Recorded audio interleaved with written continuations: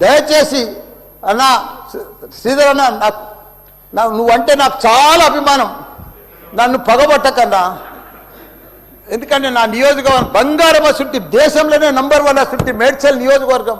దాన్ని తుకుడలు అచలం కుతలం చేసేది దాన్ని.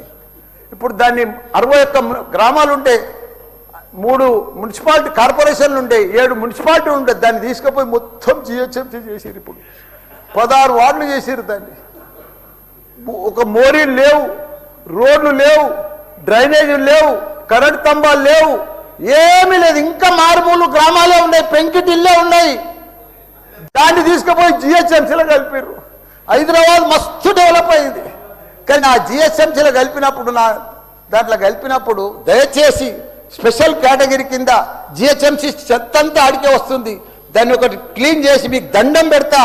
ఎందుకంటే అక్కడ నేను ఉండలేకపోతున్నా, నేను ఎందుకు వస్తున్నా, ఎందుకు గెలిచినరా ఇక్కడి నుంచి అని భరించలేకపోతున్నా. నేను శ్రీధర్ అన్న నీకు దండం పెడుతున్నా, అదొక్కటి నాకు స్పెషల్ ఫండ్ ఇచ్చి 500 కాదు 1000 కోట్లైనా సరిపోవు.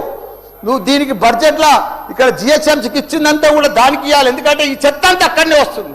అక్కడ కూడా ప్రజలన్నా, పేద ప్రజలన్నా, డెవలప్ లేదన్నా, మోరీలు లేవన్నా, రోడ్లు లేవన్నా, లైట్లు లేవన్నా, చచ్చిపోతున్నారన్నా, రోజు ఒకరు చచ్చిపోతున్నారన్నా, హాస్పిటల్ బారిన పడుతున్నారన్న ప్రజలంతా. నేను చూడలేకపోతున్నా, నేను భరించలేకపోతున్నాను. నీకు దండం పెడతా. ఇదొక్కటి నాకు స్పెషల్. ఒక్కసారి మీరు ఇన్స్పెక్షన్ చేసి అక్కడ రావాలని కూడా కోరుతున్నా. మీరు ఈ నడుమ ఇనాగ్రేషన్ కూడా వస్తలేరన్నా, ఆ మహేందర్ రెడ్డిని పంపిస్తురన్నా, మీరు కావాలనే వస్తురన్నా, కుట్ర పంతురన్నా, నా మీద కుట్ర పంతురన్నా. ప్లీజ్ దయచేసి అదొకటి మీరు రావాలి.